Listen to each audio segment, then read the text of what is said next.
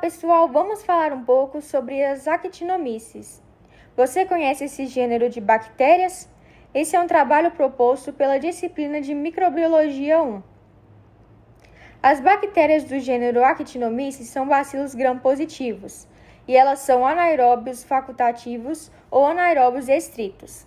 Além disso, vale ressaltar que não são álcool-ácidos resistentes.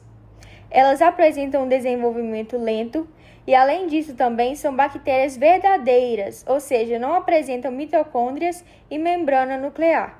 Desenvolve como formas filamentosas delicadas ou hifas, que se assemelham a fungos, em amostras clínicas ou quando isoladas em cultura.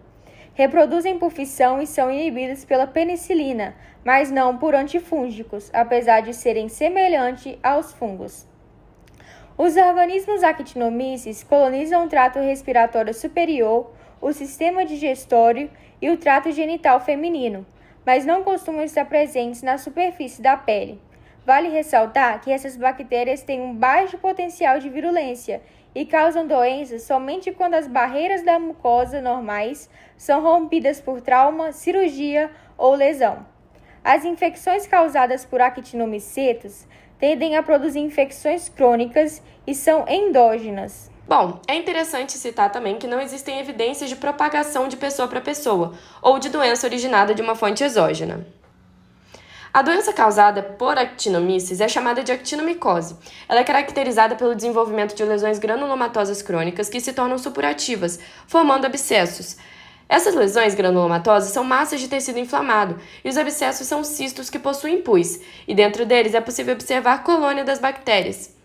Essas colônias são massas com organismos filamentosos ligados entre si, que são chamadas de grânulos de enxofre, parecendo grãos de areia. Elas geralmente são amareladas ou alaranjadas. Alguns achados clínicos são importantes e alertam para a possibilidade da actinomicose.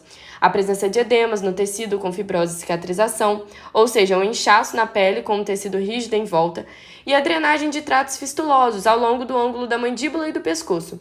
Esses tratos fistulosos são comunicações anormais entre duas partes do corpo.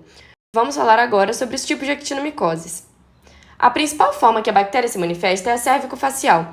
Ela se desenvolve em pessoas que tiveram trauma oral, fizeram algum procedimento dental invasivo ou que possuem uma higiene oral ruim. Esse tipo de actinomicose pode se apresentar como uma infecção piogênica aguda, produzindo pus e tendo uma curta duração, ou como um processo de evolução lenta, que é relativamente indolor.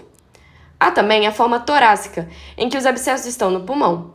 A forma abdominal, no qual a infecção pode espalhar por todo o abdômen e envolver todos os sistemas de órgãos, e a forma pélvica, que se manifesta como uma vaginite benigna, ou mais comumente traz uma grande destruição dos tecidos. Por fim, a actinomicose no sistema nervoso central. Nessa forma, pode haver um abscesso no cérebro, mas também estão presentes a meningite, epiema subdural e o abscesso epidural. Agora vamos falar sobre como é feito o diagnóstico dessa bactéria. O diagnóstico é feito pela combinação de achados clínicos e laboratoriais, para se obter um diagnóstico mais preciso. Clinicamente, faz-se a análise das lesões, uma vez que a doença geralmente se apresenta pela formação de abscessos crônicos, desenvolvimento de fístulas e presença de grânulos de enxofre no exudato purulento.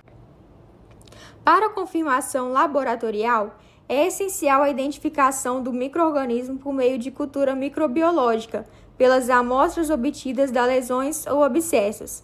Vale ressaltar que, devido ao crescimento lento delas, os resultados podem demorar ou serem inconclusivos.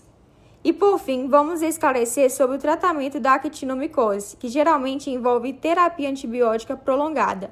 A penicilina é o primeiro antibiótico a ser escolhido, administrada inicialmente por via intravenosa em doses elevadas, seguida de terapia oral por um período que pode variar de 8 semanas até 12 meses, dependendo da gravidade e localização da infecção. Em caso de alergia ou resistência à penicilina, alternativas como tetraciclina, doxiciclina, minociclina podem ser utilizadas.